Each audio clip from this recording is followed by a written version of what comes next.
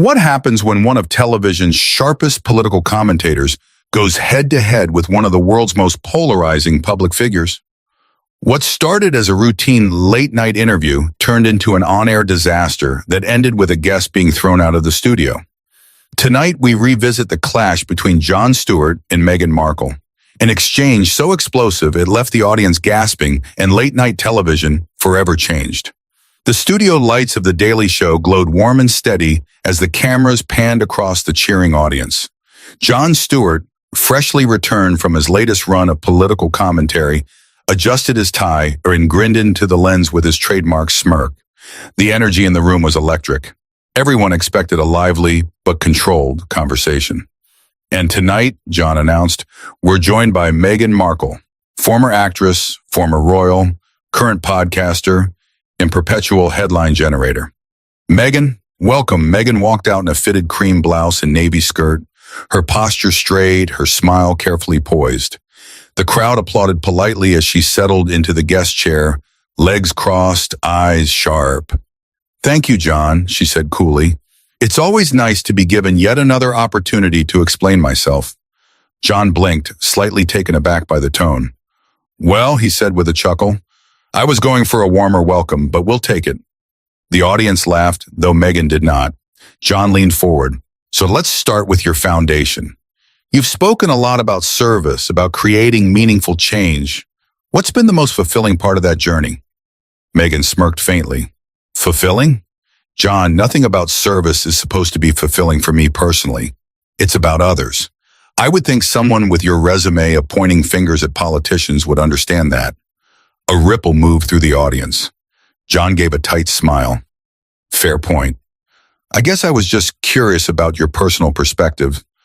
Well, perhaps next time phrase it better, Meghan replied crisply, brushing an invisible speck from her sleeve. The conversation moved on, but the air had shifted. Jon tried again, adopting a gentler tone. You've often criticized the British press and the royal institution for the treatment you and Prince Harry received. Do you ever worry that constantly retelling your story overshadows the issues you claim to champion? Mental health, racial justice, gender equity? Meghan's smile sharpened. Overshadows? Or maybe it highlights them in a way people like you fail to grasp? You sit here night after night cracking jokes at the expense of others. I speak my truth. There's a difference, Jon raised his hand slightly. I'm not disagreeing with your right to speak. I'm just wondering if what? If I should shut up and smile to make people like you more comfortable? Meghan's tone was icy, her chin lifted. The audience murmured, some clapping nervously, others looking uneasy. Jon exhaled slowly, still keeping his composure. No, Meghan. That's not what I said. I'm simply suggesting that maybe the repetition of personal grievances can come across as self-centered, Meghan cut in. Is that what you're implying? Because I'll tell you this, Jon, when you're silenced in the face of racism, sexism, and outright hostility, repeating yourself isn't self-centered, it's survival. Her words landed hard, her gaze unflinching. Jon forced a chuckle, though his eyes betrayed unease. All right, fair enough. Strong answer. He glanced at the audience, who were now caught between amusement and discomfort. But let's keep this a conversation, not a courtroom. Maybe conversations wouldn't feel like courtrooms, Meghan shot back, if people stopped cross-examining me everywhere I go. The audience laughed nervously again, though Jon stayed calm, his hands folded on the desk. He decided to shift gears. Let's talk about your podcast then. It's been praised for tackling difficult issues, but some critics say it feels more like self-promotion than genuine advocacy. What do you say to that? Meghan tilted her head, her tone dripping with condescension. Critics, Jon, usually write from basements in pajamas. They've never sat where I've sat, spoken with the people I've spoken with, or lived what I've lived. Their opinions are noise. I don't spend my time dignifying noise. The audience gave a mixed reaction. Some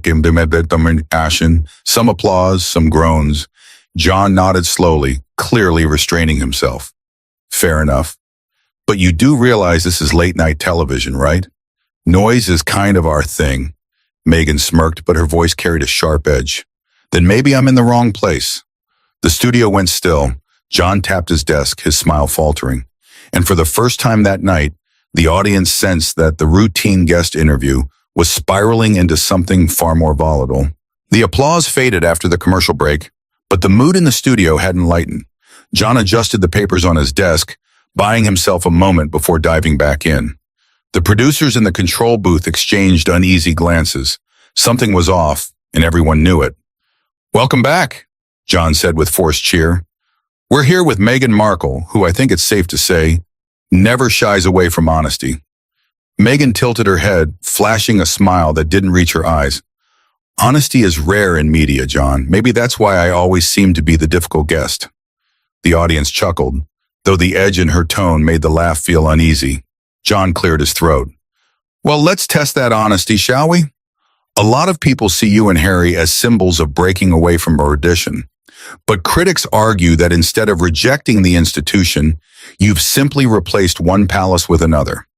Netflix, Spotify, lucrative deals. How do you respond to that?" Meghan leaned back in her chair, folding her arms. "Critics," she said flatly, "seem allergic to successful women. Especially women who don't beg for approval. If I'd faded into obscurity after leaving, they'd call me irrelevant. If I thrived, they call me a hypocrite. It's the same tired narrative." Jon nodded slowly. "I get that. But can you see how some might interpret it as profiting from a story of victimhood while living a lifestyle most people can't imagine?"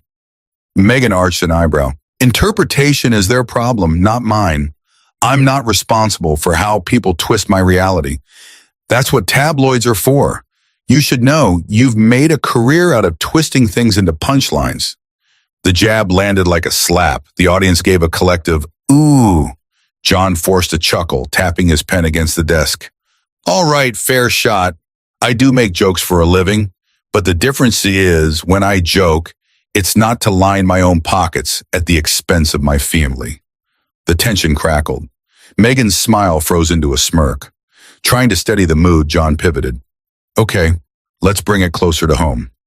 You've spoken about mental health struggles. That's something I think we all take seriously here. But do you think your story really connects with the average person? Someone who doesn't have private therapists, multiple homes, or a security team?" Meghan leaned forward now, her voice sharp. "Are you implying my pain is less valid because I wasn't broke? That suicidal thoughts only count if you live in a one-bedroom apartment with no heat? Mental health doesn't discriminate, Jon. It doesn't check your bank account before it crushes you." The audience applauded, though some shifted in their seats, sensing her anger sharpening into hostility. Jon raised his hands. "I'm not diminishing the pain. I'm asking if your platform could have done more to highlight those without resources, rather than circling back to your personal grievances again and again." Meghan let out a short, bitter laugh. So now I'm supposed to be the spokesperson for everyone suffering? Forgive me if I don't take career advice from a man whose legacy is comedic monologues." The words were venomous, and for the first time Jon's smile cracked. "All right," he said softly, leaning on the desk. "Let's get real. For years you've criticized the royal family publicly. Some people would call that brave. Others would call it airing dirty laundry. Do you think there's a point where your advocacy crosses into revenge?" The audience hushed, waiting for her response. Meghan's smirk deepened. "Revenge? Please, if I wanted revenge, Jon, you'd know. What I've shared is a fraction of what I endured. But men like you, comfortable, smug behind a desk, love to label women as bitter the second we speak up. It's predictable." "Tiresome," Jon straightened in his chair. "No, Meghan, what's tiresome is every answer you give being a lecture about how misunderstood you are. I'm not your enemy here. I'm just asking questions the public deserves answers to." The crowd gasped, sensing his patience fraying. Meghan leaned closer across the desk, her voice icy. "Questions? Or accusations dressed up as curiosity? You've been condescending since the moment I sat down. Maybe it makes you feel clever to put a woman in her place on live television." Jon exhaled slowly, visibly working to stay calm. "That's not what this is. I've interviewed presidents, war veterans, whistleblowers. You're not being singled out because you're a woman. You're being pressed because you've chosen to put your story at the center of every headline. That comes with scrutiny. For a moment, Meghan said nothing. Then she sat back, crossed her legs, and gave a mocking little clap. Congratulations, Jon. You've joined the club of men who think challenging me makes them brave. Tell me, does it feel heroic to spar with a duchess? The audience reacted with scattered laughter, but it wasn't warm. It was uneasy. Jon's face hardened. I don't need to feel heroic. My job is to ask what others won't. And right now, what I'm seeing isn't a duchess or an activist. It's someone who can't handle being asked whether her choices match her words. The silence that followed was heavy. Meghan's eyes narrowed, her polished mask slipping further. She tilted her head, her voice low and laced with disdain. Careful, Jon. You might just find yourself regretting this little ambush. The audience shifted uncomfortably, unsure whether to laugh or hold their breath. Jon didn't flinch. Or maybe, Meghan, we're finally getting to the heart of the problem. And just like that, the studio felt less like a late-night set and more like a battleground. Two sharp voices clashing, neither willing to yield. The applause cue light flickered, but this time the audience could barely bring themselves to clap. The energy in the studio had shifted from excitement to something heavier, something close to dread. Everyone knew they weren't watching a typical interview anymore. Jon shuffled his cards, cleared his throat, and forced a grin for the cameras. We're back with Meghan Markle, he said. And, well, let's just say it's been a spirited discussion so far. Spirited? Meghan drawled, her smile razor thin. That's one word for it. I'd call it an ambush. The audience gasped softly. Jon raised his hands in mock surrender. I promise you, Meghan, I didn't lure you here with the promise of tea and biscuits. It's an interview. Interviews involve questions. Meghan's eyes narrowed. Questions or carefully disguised attacks? There's a difference, Jon. Maybe you can't tell because you've spent your career hiding behind jokes. The boy drew an uncomfortable laugh from the crowd. Jon sat back in his chair, exhaling slowly. Okay, let's try a different angle. He leaned forward. You've said repeatedly that your goal is to help others. But why does every initiative, from the foundation to the podcast, revolve around you? Your name, your brand, your story? Isn't true service supposed to be bigger than the individual? Meghan tilted her head, feigning amusement. Oh, so now I'm not allowed to use my own voice to inspire change? Would you prefer I sit quietly, smile politely, and let others take the credit? That's convenient, especially for people who'd rather women stay invisible. Jon tapped his pen against the desk, his patience thinning. That's not what I'm saying. I'm saying advocacy shouldn't always circle back to you. If every story is Meghan Markle versus the world, doesn't that cheapen the cause? Meghan's smirk widened. Cheapens? Or maybe it elevates it. Because I'm willing to take the hits others are too afraid to face. Maybe the real problem is that I refuse to play nice for an audience that would rather see me broken. Her words hung in the air like a blade. Jon tried to pivot again. Let's get specific. You accused the royal family of racism in one of the most watched interviews of the decade. But when asked for names, you refused. Don't you think lobbing accusations without details damages the credibility of the cause you claim to champion? Meghan's face hardened. So you would want me to provide names on national television? Put targets on people's backs so tabloids can destroy them? That's not journalism, Jon. That's blood sport. Jon shook his head. No, Meghan. That's accountability. You can't ignite a fire and then act surprised when people demand to see the match. The audience murmured. Meghan leaned forward, her tone sharp as glass.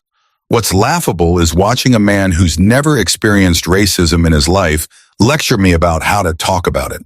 Maybe sit this one out, Jon. You don't qualify. The words sliced through the room.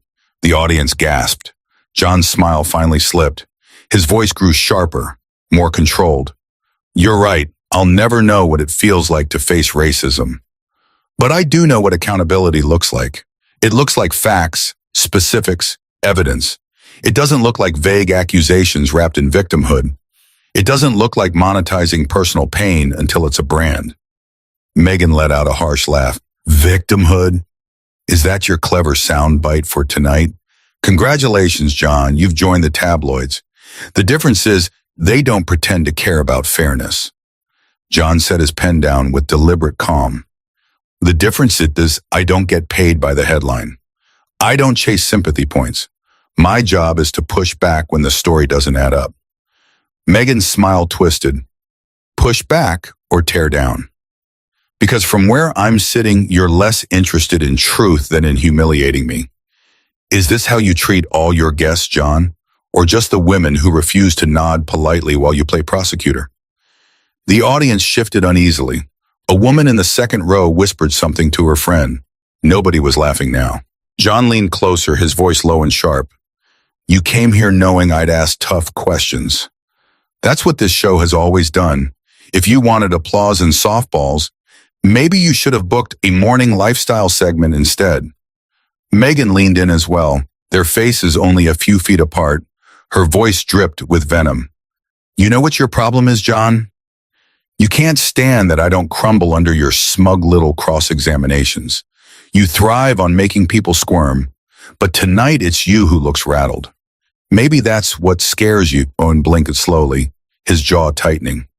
What scares me, Meghan, is watching someone with immense privilege play the eternal victim while dismissing anyone who dares challenge the narrative.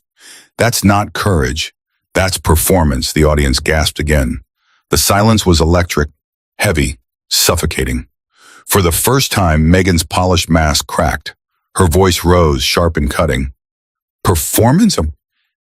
You think I'm performing when I talk about wanting to end my life? You think I'm performing when I describe the abuse and lies I endured?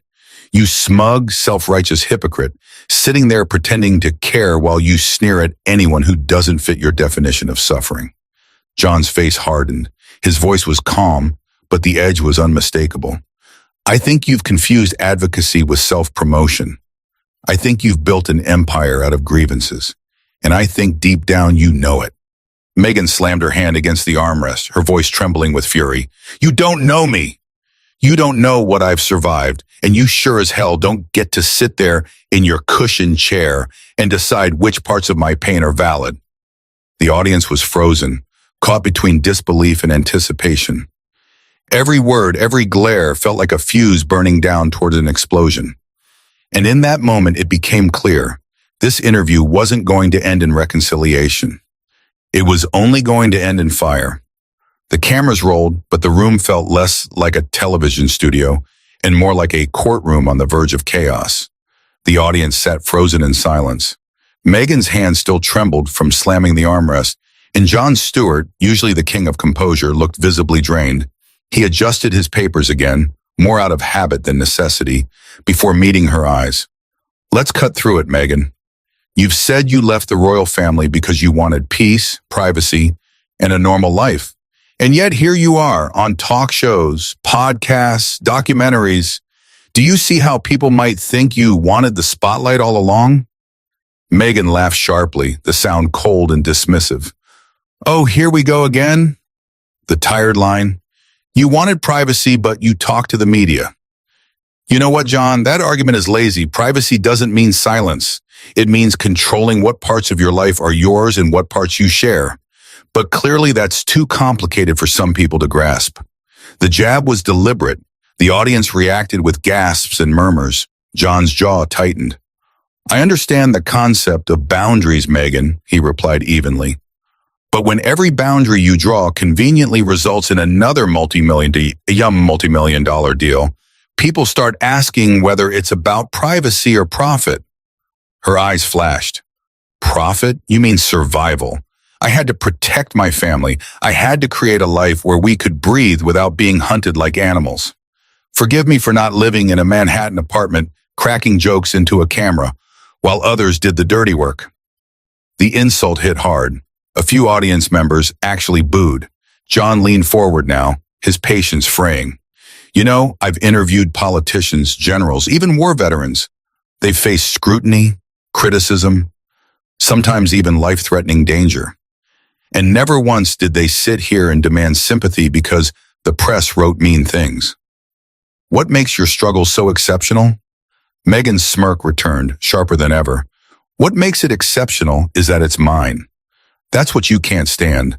A woman who refuses to shut up, refuses to play nice, and refuses to bow down to the Jon Stewarts of the world who think sarcasm equals wisdom. The studio gasped. Jon blinked, visibly stung, but then something shifted in his eyes. His voice dropped low, controlled, but edged with steel. No, Meghan. What I can't stand is someone who confuses defiance with substance. What I can't stand is someone who claims to fight for others while turning every battle into a mirror reflecting back only themselves. The silence was deafening. Even the camera crew seemed unsure whether to keep rolling. Meghan stood suddenly, her chair screeching backward. I don't have to sit here and take this. I came here expecting a fair conversation, not a witch hunt. Jon remained seated, his hands flat on the desk. His eyes followed her, calm but unyielding. You came here expecting applause. And when you didn't get it, you turned hostile. That's not a witch hunt, Meghan. That's reality. She glared down at him, her voice rising. Reality. Reality is a smear campaign that nearly killed me. Reality is being torn apart by tabloids while institutions stayed silent. Reality is men like you who think shouting me down makes them noble. Jon finally stood, his voice firm, carrying over the murmurs of the audience. Enough. This isn't about nobility. This isn't about race or gender or tabloids. This is about accountability. And if you can't answer questions without lashing out at everyone who asks them, then maybe you shouldn't be here at all. The words landed like a hammer. Meghan's mouth opened, but no sound came. Her face flushed crimson. You know what, Jon? She spat finally, her voice shaking with rage. This was a setup. From the moment I walked in, you wanted a spectacle. You wanted me humiliated. Congratulations. You got your viral moment. Jon didn't blink. No, Meghan. I wanted a conversation. You turned it into a spectacle. At that, Meghan tried to gather her composure. She straightened her blazer, looked out at the stunned audience, and declared, I don't need this. I don't need you, and frankly, this show doesn't deserve me. A smattering of boos and awkward claps followed. Jon leaned toward the cameras, his expression hardened. Ladies and gentlemen, it's rare that a guest makes it impossible to continue. But tonight, we've reached that point. He turned to the stage manager. Get her off my set. The words stunned the room. Security guards, hesitant but firm, stepped forward. Meghan recoiled, her voice rising into a near scream. Don't you dare! Don't you dare put your hands on me! I'm leaving on my own terms. And with that, she stormed off the stage, her heels striking hard against the floor. The studio was silent for a beat, the echo of her departure still ringing. Jon straightened his tie, exhaled, and looked directly into the lens. Well, he said dryly, that wasn't on the cue cards. Folks, I've done a lot of interviews in my life, and I've seen plenty of heated moments, but never have I had to escort a guest out of this studio. Tonight will be one for the history books. We'll be right back. The audience erupted, not in laughter, but in stunned applause, unsure whether to support the host, condemn the guest, or just process what they had witnessed. As the cameras cut, the legacy of that night was already sealed. The interview that was supposed to be a straightforward conversation had ended in chaos. Meghan Markle once again was walking away from an institution in flames. And Jon Stewart, for the first time in his career, had shown that even his patience had limits. But what do you think? Was Jon right to push back as hard as he did? Or did Meghan cross the line with her dismissive and hostile attitude? Let me know your thoughts in the comments below. I read out every single one. And if you enjoyed this story of when late night TV went completely off the rails, don't forget to hit that like button to support the channel. Subscribe so you don't miss the next shocking celebrity showdown.